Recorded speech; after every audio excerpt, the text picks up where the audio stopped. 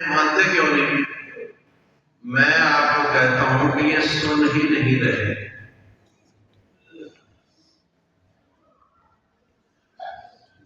آپ کہتے ہیں کہ یہ سن رہے ہیں، یہ سمجھ رہے ہیں، میں رب کہتا ہوں نہ یہ سن رہے ہیں نہ یہ سمجھ رہے ہیں۔ انہم الا کالانعام، یہ جانوروں کی طرح ہیں، بلکہ ان سے بھی زیادہ گمراہ ہیں، اس لیے کہ ہم نے ان کے کان میوٹ کر لیے ہیں، سن نہیں سکتے، ان کا دماغ بند کر دیا ہے، یہ سمجھ نہیں سکتے۔ آپ کی پریشانی بڑھتی جا رہی ہے، میں اسے دیکھ رہا ہوں۔ اللہ تبارک و تعالیٰ فرماتے ہیں انما انت مذکر، آپ کا کام خالی نصیحت کرنا ہے۔ لست علیہم بمسیطر، آپ ان پر مسلط نہیں ہیں۔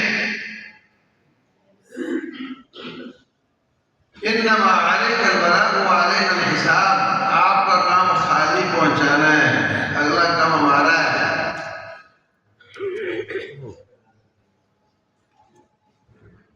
وما اکثر الناس ولو حرصت بمؤمنین، آپ جتنی بھی حرص کر رہے ہیں ان کی اکثریت مومن نہیں بن سکتی۔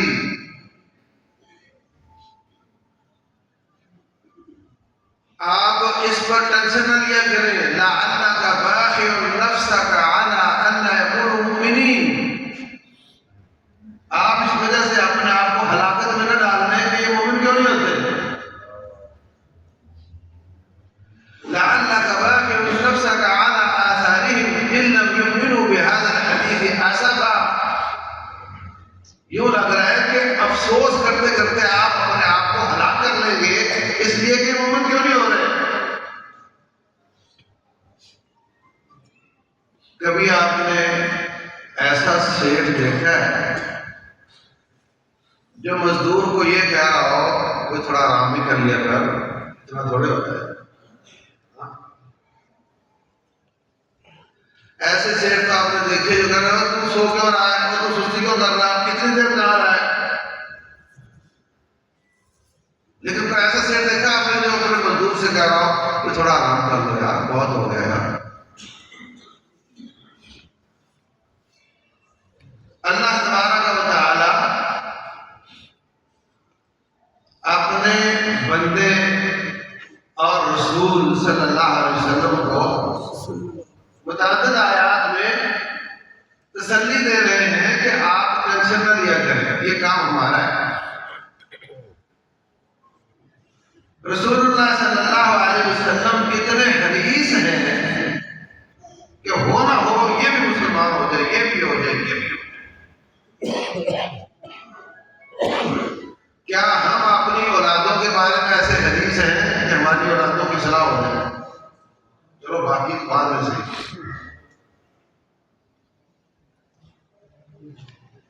لقد جاءكم رسول من انفسكم عزیز علیہ ما عنتم، جو چیز تمہیں مشقت میں ڈالے ان پر بڑی گراں گزرتی ہے، حریص علیکم، تمہارے بارے میں بڑے ہی حریص ہیں، بالمؤمنین رؤوف رحیم، مومنوں پر بڑے شفقت کرنے والا ہے۔ اتنے زیادہ حریص ہیں کہ وہ چاہتے ہیں کہ ہر بندہ مسلمان ہو جائے، اپنی جان پر کھیل کر ان لوگوں کو مسلمان کرنا چاہتا ہے، اپنا خون پیش کر کے لوگوں کو مسلمان کرنا چاہتا ہے، اپنے پیارے کٹوا کر لوگوں کو مسلمان کرنا چاہتا ہے، لیکن انک لا تہدی من احببت، آپ جس کو چاہیں ہدایت نہیں دے سکتے۔ یہ کیا ہے؟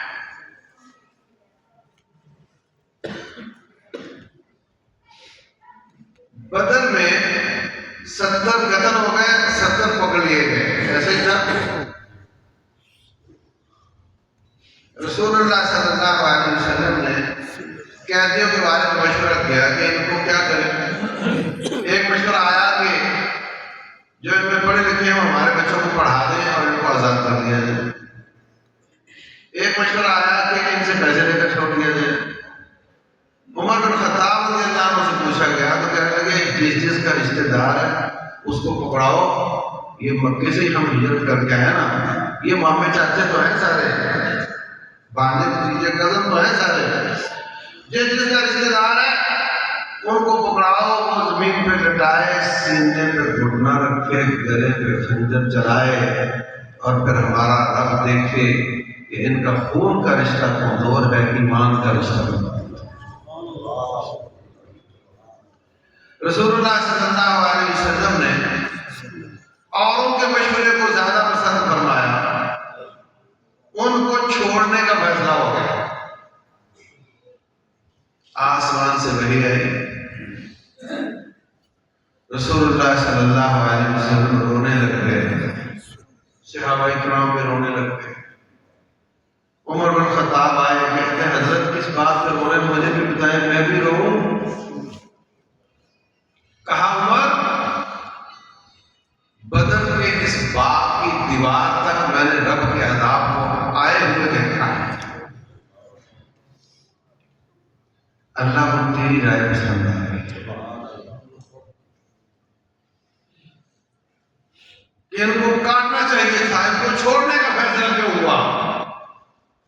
ما کان لنبی ان یکون له اسرى حتى يسكن في الارض، کسی نبی کے لیے لائق نہیں کہ وہ قیدی بنائے یہاں تک کہ خوب خون بہا چکے۔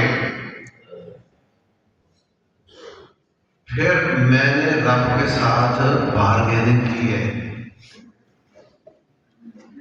رب نے فرمایا دیکھو اگر اس دفعہ 70 چھوڑے تو اگلے سال تمہارے 70 کٹیں گے، اور اگر اگلے سال 70 پاک بال صحابہ کرام کی جان بچانا چاہتے ہیں تو پھر ان 70 کو کاٹو۔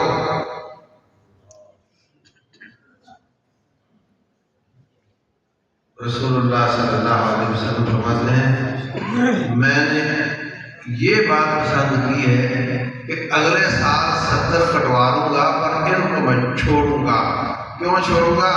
اس لیے کہ ان کو چوٹ لگ گئی ہے، انہوں نے اپنی آنکھوں سے دیکھ لیا ہے، یہ گھر جائیں گے، ان میں سے کافی سارے مسلمان ہو جائیں گے اور وہ بھی ہمارے ساتھ جنت میں جائیں گے، اور جو اگلے سال شہید ہوں گے وہ بھی ہمارے ساتھ جنت میں جائیں گے۔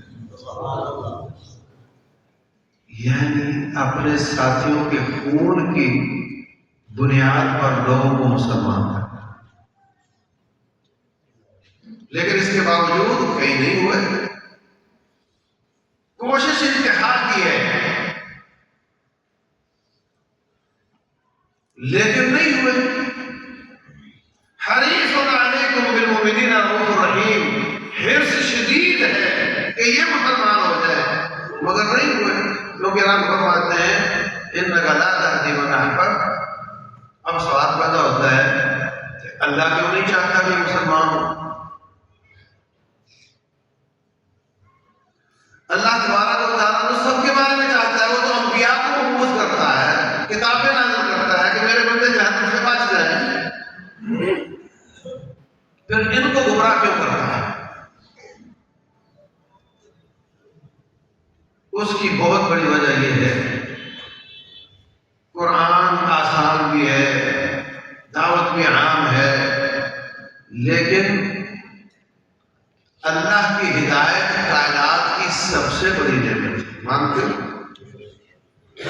پیسہ بڑی نعمت ہے یا ہدایت ہے؟ قارون کے پاس پیسہ تھا، ہدایت نہیں۔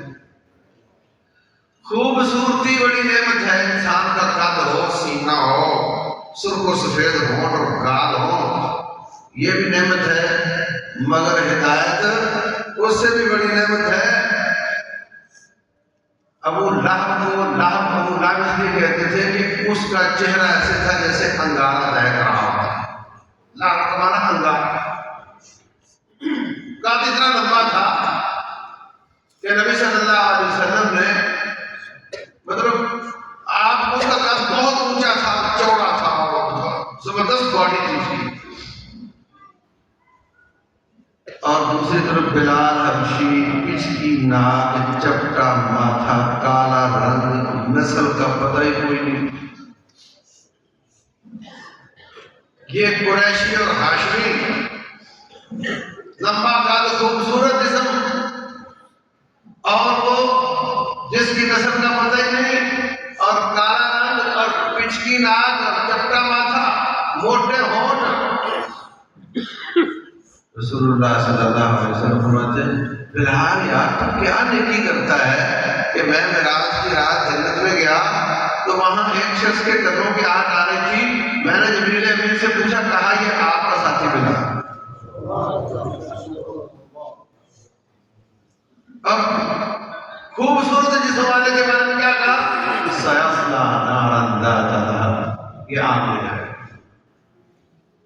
تو سب سے بڑی نعمت اللہ تعالیٰ کی ہدایت ہے، یہ نصیب ہو جائے تو سب سے بڑی نعمت ہے۔ بات سمجھ آ رہی؟ تو سب سے بڑی نعمت اللہ تعالیٰ جب دیتا ہے اور کوئی اس کی ناقدری کرتا ہے تو پھر اللہ تعالیٰ وہ نعمت اس سے چھپا لیتا ہے۔ سمجھ رہے ہیں؟ 3 سال کا آپ کا پوتا ہو، بیٹا ہو، بسکٹ مانگے دکان میں، بسکٹ دے دو بسکٹ دے دو، آپ نے لے کر دے دیے، اس نے توڑ کر پھینک دیے، ہاں پھر کہتا اور دو گے، اور اگر کھا لے پھر کہے اور دو گے نا، اور اگر پہلے ہی توڑ کر پھینک دے اور کہے اور دو، نہیں دو گے نا۔ کیا رب کی ہدایت جو کہ کائنات کی سب سے مہنگی چیز ہے وہ تیرے بسکٹ سے بھی سستی ہے کہ تم توڑ توڑ کے پھینکے اور تجھے دیتا پھرے وہ؟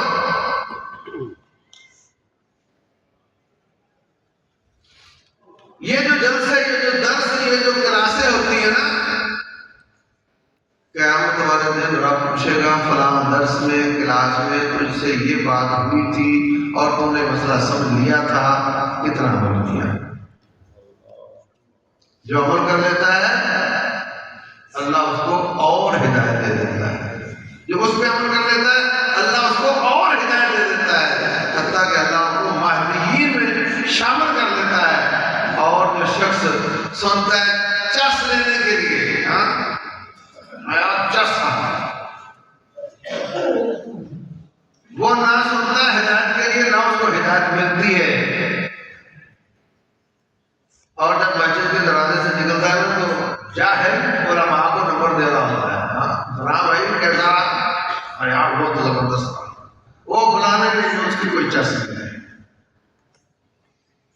استاد شاگردوں کو نمبر دیتا ہے اور یہ جاہل علماء کو نمبر دے رہے ہیں۔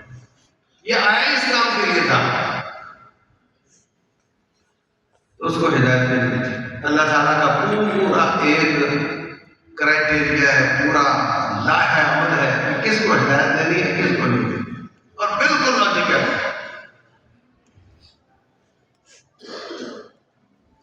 وَالَّذِينَ اهْتَدَوْا زَادَهُمْ هُدًى وَآتَاهُمْ تَقْوَاهُمْ، جن کو ہدایت ملتی ہے اس پہ عمل کرتے ہیں، پھر ان کی ہدایت اور زیادہ ہو جاتی ہے، یہاں تک کہ وہ متقین میں شامل ہو جاتے ہیں۔ اور جو حق سمجھ آنے کے بعد ٹھکرا دے، ہاں کل دیکھیں گے، کل سے شروع کریں گے، مولوی صاحب سے پوچھیں گے، بیوی سے پوچھیں گے، پھر کریں گے، یہ دروازے سے باہر نکلتے ہی سارے پلان ختم ہو جاتے ہیں، رات گئی بات گئی، یہ مجلس اس پر حجت بن جاتی ہے، قیامت والے دن پکڑا جائے۔ رسول اللہ صلی اللہ علیہ وسلم فرماتے ہیں قیامت والے دن رب الجلال کے دربار میں اکیلا پیش ہوگا، بیچ میں کوئی ایڈوکیٹ نہیں ہوگا۔ اِن مِّنکُمْ إِلَّا وَسَيُكَلِّمُهُ رَبُّهُ وَلَيْسَ بَيْنَهُمَا تَرْجُمَانٌ، اکیلا بات کرے گا، کائنات دیکھ رہی ہوگی۔ ہاں بھائی سنا، وقت کیسے گزارا، پہلا سوال۔ جوانی کیسے بوسیدہ کی، دوسرا سوال۔ تیسرا سوال ماذا عمل فیما علم، کتنے درس سنے اور کتنا عمل کیا، یہ سوال کیا جائے۔ جو سنتا ہے اور بیٹھے ہی عمل کا کر لیتا ہے اور اس کی شروعات کر لیتا ہے، اللہ تعالیٰ اس کی ہدایت کو بڑھاتا چلا جاتا ہے. جیسے آپ بچہ بسکٹ کھا لے اور مانگے تو آپ دیتے چلے جائیں، اور جو پہلے توڑ کے پھینک دے نہیں یار اتنا بندے کو وہ نہیں ہونا چاہیے. ٹھیک ہے سن لیا، ادھر سے سنا ادھر سے نکال دیا. دیکھیں گے، سوچیں گے، باس سے پوچھیں گے معاشرہ کیا تقاضا کرتا ہے وہ دیکھیں گے. اللہ کے مقابلے میں جب ان لوگوں کو لاؤ گے پھر اللہ تعالیٰ اس کے لیے ہدایت کا راستہ بند کر دے گا. یہ تکبر ہے، بڑا عاجزی والا، بڑا انکساری والا، بڑا ملنسار، بڑا غریب پرور.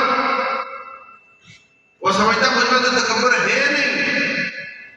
لیکن رسول اللہ صلی اللہ علیہ وسلم سے پوچھیں تو آپ نے جب تکبر کی مذمت فرمائی، فرمایا لا يدخل الجنة من كان في قلبه مثقال ذرة من کبر. جس کے سینے میں ذرہ برابر تکبر ہے جنت میں نہیں جا سکتا. صحابہ کرام پریشان ہو گئے، آ کر کی شکایت کر دی. کہا حضرت کلنا يحب ان يكون نعله حسنا وثوبه حسنا. ہم سب اچھا کپڑا پہننا پسند کرتے ہیں، اچھی جوتی پہننا پسند کرتے ہیں. اگر ذرہ برابر تکبر سے جنت جاتی رہی تو وہ تو کم خراب ہے بھائی. کیا میں نے کہا ہمارا؟ آپ نے فرمایا تم غلط سمجھے. ان اللہ جمیل یحب الجمال. صفائی ستھرائی خوبصورتی اللہ خود بھی ہے اور ایسا ہی پسند بھی کرتا ہے. یہ تکبر نہیں ہے. پھر تکبر ہے کیا؟ فرمایا بطر الحق، درس سن کر حق کو سمجھ کر ٹھکرا دے. یہ تکبر.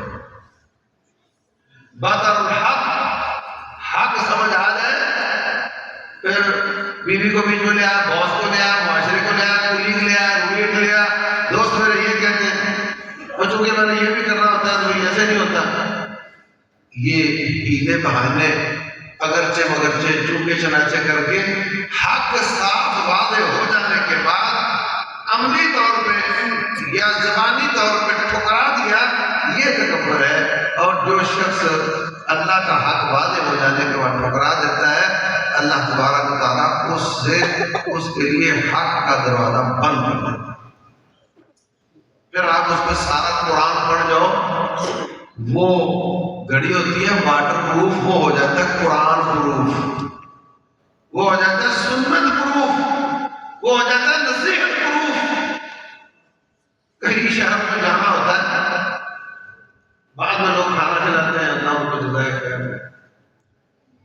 تو روٹین میں جہاں ہاں جی ماشاءاللہ ہمارے گھر حافظ صاحب بھی آئے ہوئے ہیں، علامہ صاحب بھی آئے تھے، اور ہمارے گھر شیخ اوپری صاحب بھی آئے تھے، اور ہم بہت خدمت کرتے ہیں علماء کی. اور یہ جہاں آپ بیٹھے ہو نا، یہی علامہ صاحب بھی بیٹھے تھے آ کر، اور ماشاءاللہ سے جی اس کی شکل دیکھو اور اس کی باتیں سنو.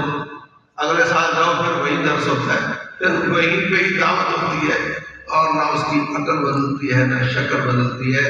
اور ماشاءاللہ سے علماء پہ علماء آ رہے ہیں اور جا رہے ہیں، اور حفاظ کرام قرآن پڑھ کے تھک رہے ہیں، خطبوں پہ خطبے، درسوں پہ درس جا رہے ہیں. اس کی نہ عقل بدلی نہ شکل بدلی. وجہ اس کی یہ ہے کہ اس نے حق آ جانے کے بعد ٹھکرا دیا، اللہ تعالیٰ نے اس پر دروازہ بند کیا. ذرا غور کیا کرو میرے دل کی زمین کیسی ہے، اس پہ قرآن اثر کرتا ہے.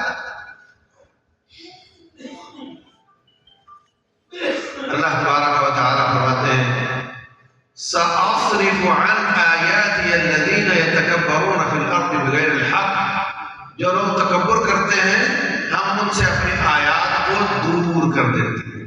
وضاحت قریب ہے.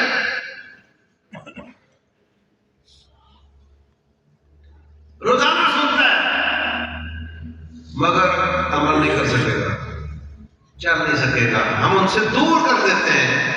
وَإِن يَرَوْا كُلَّ آیَةٍ لَا يُؤْمِنُوا بِهَا. سارا قرآن سنا دو، ساری حدیث سنا دو، کوئی فائدہ نہیں ہوگا. وَإِن يَرَوْا سَبِيلَ الرُّشْدِ لَا يَتَّخِذُوهُ سَبِيلًا، سیدھا راستہ دیکھ بھی لے گا چلنا نصیب نہیں ہوگا. وَإِن يَرَوْا سَبِيلَ الْغَيِّ، ٹیڑھا راستہ دیکھے گا اتَّخَذُوهُ سَبِيلًا، اس پہ چلے گا. لہٰذا اس کی مت کیوں مار دی؟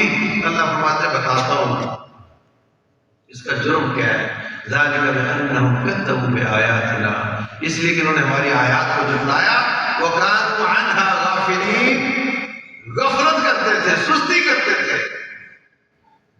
یہ رب کا کلام ہے، تیرے پیدا کرنے والے کا پیغام ہے، اور تو سستی کرتا ہے. تو کسی تھانے دار کا سمن آ جائے سستی کرو گے؟ عدالت کا نوٹس آ جائے سستی کرو گے؟ وہ جی سستی ہو گئی تھی. وہ بابڑا کا بل آ جائے سستی نہیں کرتے تھے. یہ رب الجلال کا کلام ہے اور میں سستی کرتا ہوں. سستی کرتے ہو تو پھر اللہ سزا دیتا ہے، اللہ تعالیٰ اس سے اپنی آیات کو دور کر دیتا ہے، پھر اس کو نصیب نہیں ہوتی. ہاں توتنی ٹیڑھی کرے، آنسو بہائے اور جناب محنت کرے، سماجت کرے، اور رب دیکھے کہ نہیں لگ رہا ہے ٹھیک ہو گیا ہے، تو اس کا ایک پروسیس ہے. اس کے بعد پھر 9 بجے کی گاڑی 10 بجے نہیں ملتی، اگلے دن 9 بجے ملے. ہو سکتا ہے آ جائے، لیکن اس کے لیے آنسو بہانا، اس کے لیے اپنے رویے سے واپس کروانا پڑے گا کہ یا اللہ اب میں وہ نہیں رہا ہوں، اب میرے لیے میرا سینہ کھول دے، میرے لیے توفیق کے دروازے کھول دے. توفیق صرف اللہ کے پاس ہے.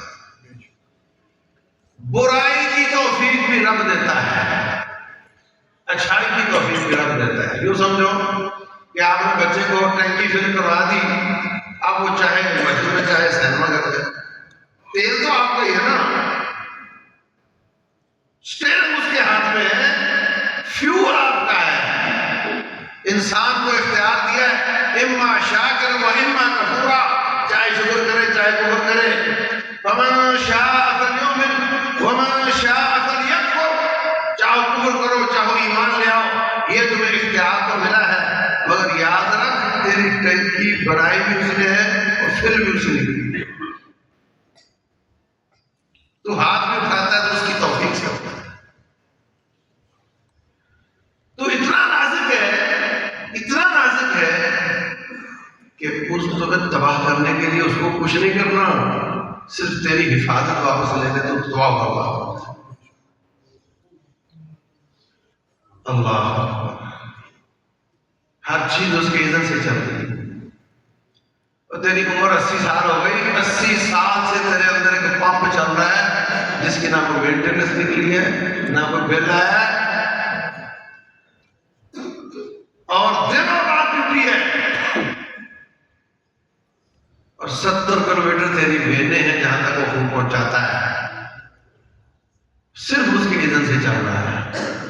ایسا ہی ہوگا ایک دن تیری ہر چیز درست ہوگی مگر اس کو اجازت مل جائے گی بند ہونے کی اور بات ختم ہو جائے گی. سب اس کی اجازت سے چل رہا ہے. رسول اللہ صلی اللہ علیہ وسلم فرماتے وَلَا تَكِلْنِي إِلَىٰ نَفْسِي طَرْفَةَ عَيْنٍ أَصْلِحْ لِي شَأْنِي كُلَّهُ، یاد میرے سارے معاملے تیرے سپرد ہیں اور تو میرے سارے معاملے ٹھیک کر دے، اور مجھے میرے سپرد اتنی دیر بھی نہ کرنا جتنی دیر میں آنکھ بند کر کے کھولی جاتی ہے. اگر آپ نے مجھے میرے سپرد کر دیا تو تباہی اپنے سپرد. قُلْ مَن يَكْلَؤُكُم بِاللَّيْلِ وَالنَّهَارِ مِنَ الرَّحْمَٰنِ، اے نبی ان سے پوچھو کہ دن رات تمہاری چوکیداریاں کون کرتا ہے؟ اس کی پہرے داری اور اس کی حفاظت کے بغیر وَيُرْسِلُ عَلَيْكُمْ حَفَظًا، تمہاری حفاظت کرنے والے بھیجتا ہے. تم ایک منٹ نہیں جی سکتے، تم بنے کیا بیٹھتے ہو؟ سب کچھ اس کی توفیق سے ہے. اسٹیئرنگ تیرے ہاتھ میں ہے، موٹر سائیکل بھی اس نے دی ہے اور پھر بھی اس نے کروا کے دی ہے. اب اسٹیئرنگ تیرے ہاتھ میں، تو نے کدھر جانا؟ اگر سینما کر گیا تو اسی کے فیول پہ جائے گا، اور اگر مسجد میں گیا تو اسی کے فیول پہ جائے گا. یہ بھی اختیار دیا ہے. قرآن حکیم میں اللہ تبارک و تعالیٰ نے یہ بھی فرمایا ہے اِنَّكَ لَا تَهْدِي مَنْ أَحْبَبْتَ، آپ جس کو چاہیں ہدایت نہیں دے سکتے. اور قرآن حکیم میں ہی اللہ نے فرمایا وَإِنَّكَ لَتَهْدِي إِلَىٰ صِرَاطٍ مُسْتَقِيمٍ، آپ سیدھے راستے کی ہدایت دیتے ہیں. قرآن یہ کہہ رہا ہے، قرآن یہ کہہ رہا ہے، قرآن کہہ رہا ہے آپ سیدھے راستے کی ہدایت دیتے ہیں، اور قرآن کہتا ہے آپ دے نہیں سکتے. آج کل ایک بہت بڑی شر اور فتنہ کہ قرآن کا ترجمہ اپنی عقل سے کرو، قرآن کا ترجمہ عربی زبان اور لغت کے ساتھ کرو. یہ بہت بڑی گمراہی کا فتنہ ہے. قرآن کا فہم اللہ کے رسول صلی اللہ علیہ وسلم اور ان کے صحابہ کی باتوں سے ہوتا ہے جن پر قرآن نازل ہوتا ہے. انہوں نے جو سمجھا وہ فہم ہوتا ہے.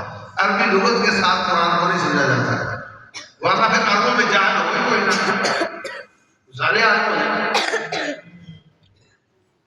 اور نہ ہی عقل کے ساتھ ہوتا ہے کہ جو میری عقل کہے. اگر عقل کے ساتھ کرو گے تو پھر ایک آیت کہتی ہے آپ ہدایت دے سکتے ہیں، دیتے ہیں، اور ایک آیت کہتی ہے آپ نہیں دے سکتے. قرآن کہتا ہے ابراہیم علیہ السلام سے پوچھا گیا کہ بت آپ نے توڑے؟ انہوں نے کیا کہا؟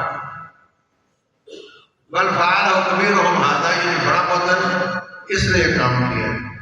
اور قرآن کہتا ہے وَاذْكُرْ فِي الْكِتَابِ إِبْرَاهِيمَ إِنَّهُ كَانَ صِدِّيقًا نَبِيًّا، سچا نبی. اگر اپنی عقل اور لغت کے ساتھ چلو گے تو پھنس جاؤ گے. اللہ اس کے رسول صلی اللہ علیہ وسلم کی بات قرآن کی شرح بھی کرتا ہے، حدیث بھی قرآن کی شرح کرتی ہے، اور صحابہ کرام نے کیسے سمجھا اس سے بھی قرآن کی شرح.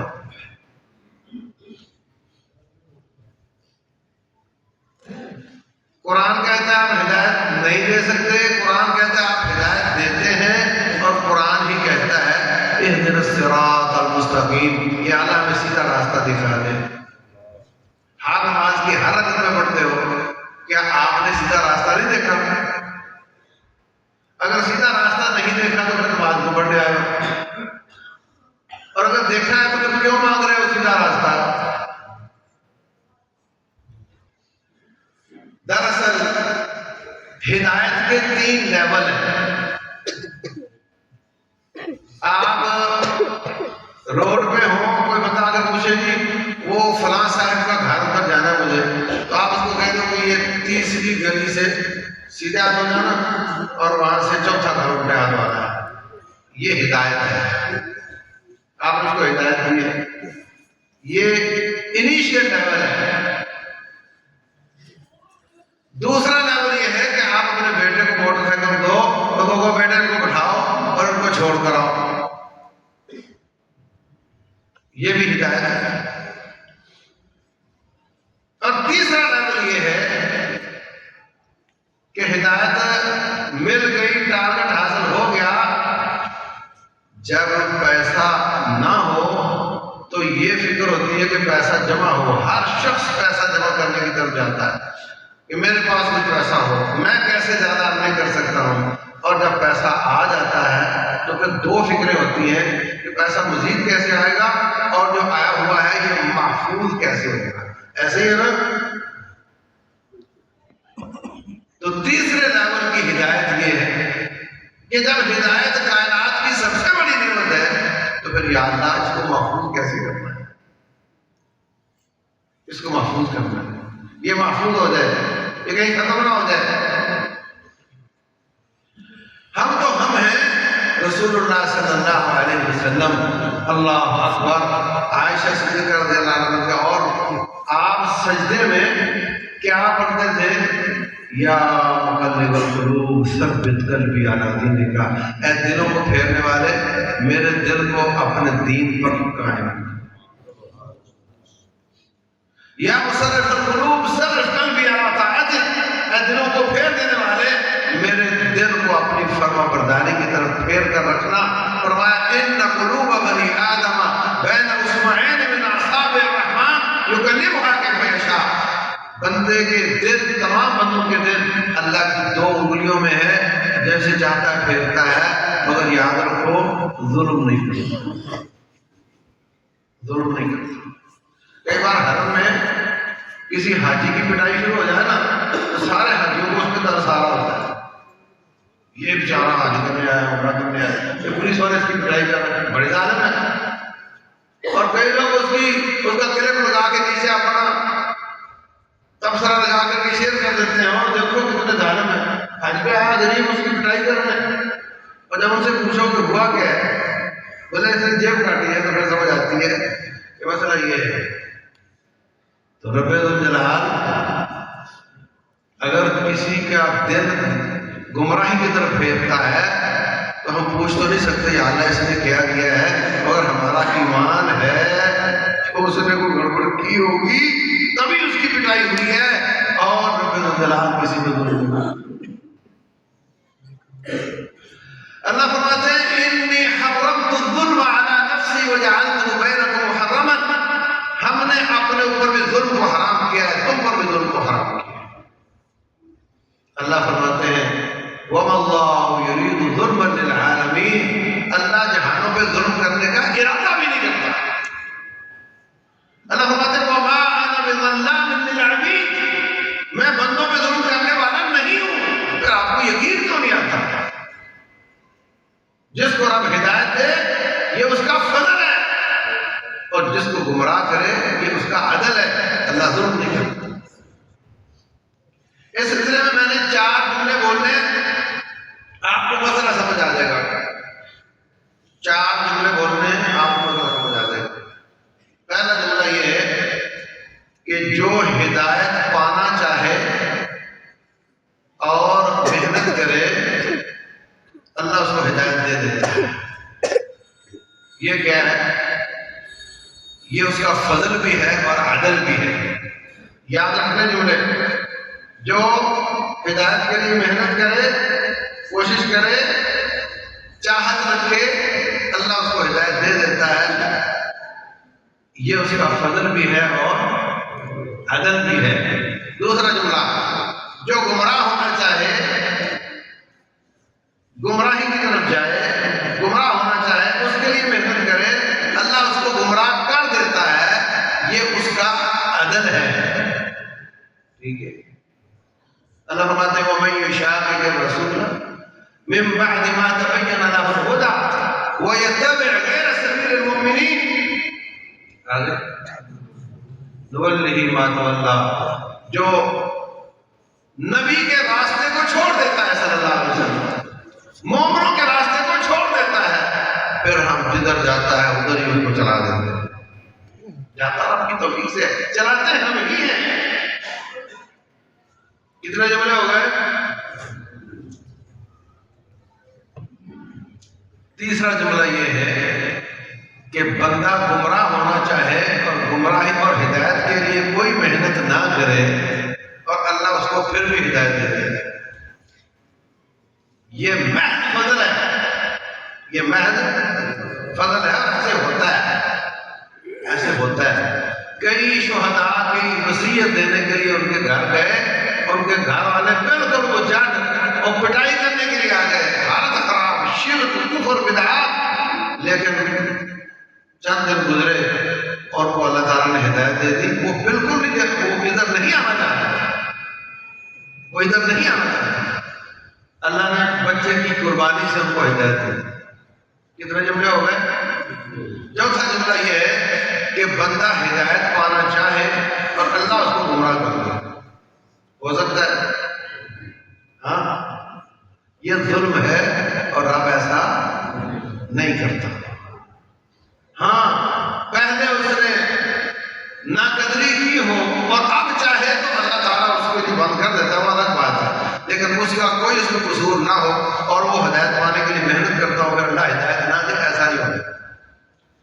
تو اس لیے اللہ فرماتے ہیں وَلَوْ شَاءَ رَبُّكَ لَآمَنَ مَنْ فِي الْأَرْضِ كُلُّهُمْ جَمِيعًا، اگر تیرا رب چاہتا تو زمین پر سارے کے سارے مومن ہو جاتے.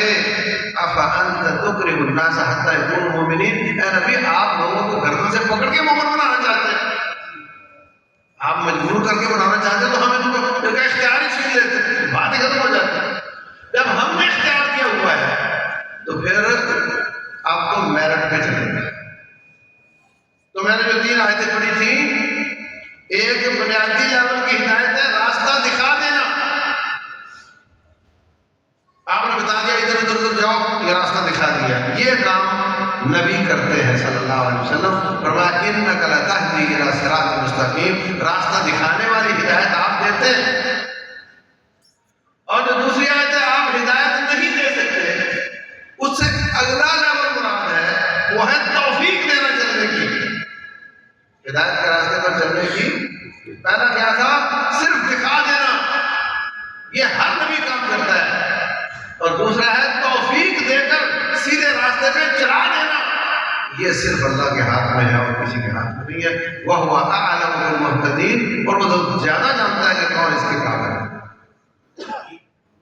اور تیسرا لیول یہ ہے کہ یا اللہ اب ہدایت تو مل گئی، اب کہیں چھوٹ نہ جائے، کہیں چھن نہ جائے، تو اس پر دلالت کرتی ہے یہ آیت اهدنا الصراط المستقیم. ہم بار بار کہتے ہیں یا اللہ سیدھے راستے پہ رکھنا، سیدھے راستے کی ہدایت دینا، کیونکہ ہر لمحہ شیطان گمراہ کرتا پھرتا ہے، ہر لمحہ گمراہی کا ہو سکتا ہے.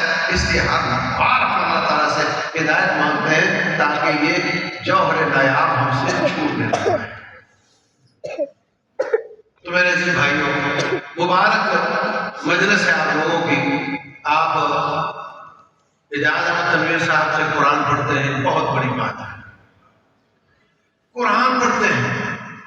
حافظ ابن تیمیہ رحمۃ اللہ علیہ فرماتے ہیں وفات کے وقت، جب انسان وفات کے وقت ہوتا ہے نا، وہ اپنی زندگی پہ ایک نظر ڈالتا ہے، کیا کھویا کیا پایا. تو فرماتے ہیں مجھے حسرت ہے ان لمحات پر جو میں نے قرآن سے دور گزارے. حالانکہ بیچارے کبھی قید میں، کبھی جیل میں، کبھی حدیث میں، کبھی فقہ میں، کہتے ہیں کہ مجھے ان لمحات پر حسرت ہے جو میں نے قرآن کے بغیر پڑھا. تو قرآن کلاس کے ساتھ ساتھ چھوٹا سا ایک ہوم ورک دینا چاہتا ہوں اور بات کو ختم کرتا ہوں. قبول کریں گے؟ اچھا پہلے آپ مجھے سوال کا جواب دیں کہ شعبان ہے جا رہا ہے، شعبان جا رہا ہے، رمضان گزرے، ایک سال گزر گیا. کس کس بھائی نے پورے سال میں ایک دفعہ قرآن ختم کیا؟ ہاتھ کھڑا کرو. اچھا ذرا چاروں طرف نظر مار کے دیکھو کتنے لوگ ہیں نیچے کو. کتنے پرسنٹ ہو گئے بھائی؟ ہاں کیا 1% 1% کہنے میں 10 مان لیتا ہوں، ٹھیک ہے. اس کا مطلب 90% لوگوں نے سارا سال قرآن نہیں پڑھا. جتنے لوگ اس سال وفات پا گئے ہیں، اگر آج کے اس پروگرام میں وہ ہوتے تو ان میں ہاتھ کھڑے کرواتا تو وہ بھی اتنے پرسنٹ ہی ہونے دینا. ہاں اس کا مطلب 90% مسلمان قرآن کو چھوڑ کر مر گئے. اور قیامت والے دن رسول اللہ صلی اللہ علیہ وسلم فرمائیں گے وقال الرسول یا رب ان قوم اتخذوا هذا القرآن مہجورا. رسول کہیں گے اللہ میری اس قوم نے تیرے قرآن کو چھوڑ دیا تھا. دیکھو بنیاد کیا ہے، یہ مجھ سے شفاعت کی توقع رکھ رہے ہیں اور میں یہ کہہ رہا ہوں کہ انہوں نے قرآن کو چھوڑ دیا تھا، اب میں ان کی شفاعت نہیں شکایت کروں. کیا بنے گا؟ تو وہ جو میرا ہوم ورک ہے وہ اسی حوالے سے ہے کہ ہم قرآن کو چھوڑ کر نہ مر جائیں. اور بڑا ہی یوزر فرینڈلی ہے اور بہت ہی فلیکسیبل ہے، آسان ہے. کریں گے؟ وعدہ ہے؟ کہتے ہیں مسیحیں چڑھا کے وعدہ لے رہے. ہر نماز سے پہلے سارا سال ایک صفحہ قرآن کم از کم پڑھنا ہے. مشکل ہے؟ میں کیا کہہ رہا ہوں، ہر نماز سے پہلے ایک صفحہ قرآن پڑھنا. میں یہ نہیں کہہ رہا فجر کے وقت 5 صفحے پڑھنے ہیں، یہ میں نہیں کہہ رہا.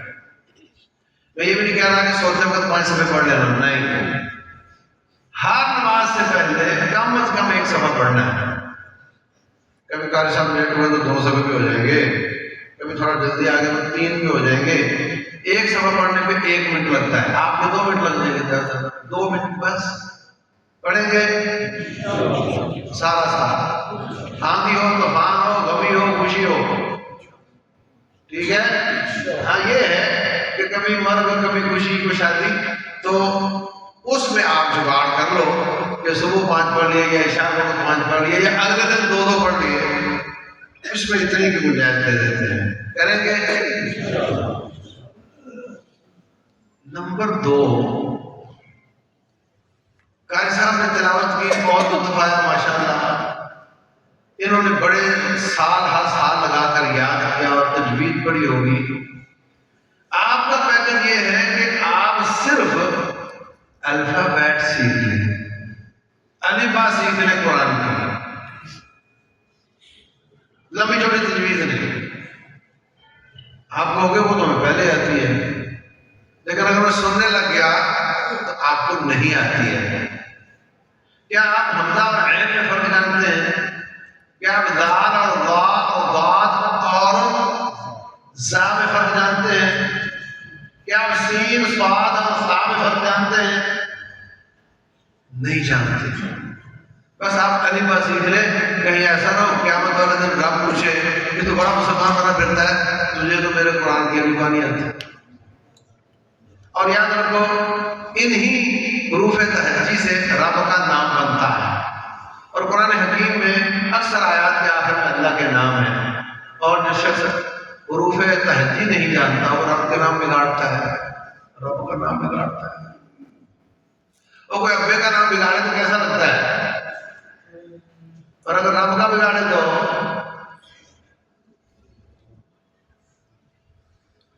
میں مثالیں دوں تو بات لمبی ہو جانی ہے. بہت غلط مطلب بن جاتا ہے حروف کے بدلنے سے، ٹھیک ہے.